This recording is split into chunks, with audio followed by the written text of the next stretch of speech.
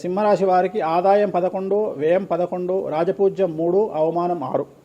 ఈ సంవత్సరం 2025లో అష్టమ శని ప్రారంభమవుతోంది. రాహు కూడా 7వ స్థానంలో ఉండడం, కేతు జన్మమందు ఉండడం వలన కొన్ని సమస్యలు గోచరిస్తూ ఉన్నాయి. ముఖ్యంగా తల్లి ఆరోగ్యం ఇబ్బందికరంగా ఉంటుంది.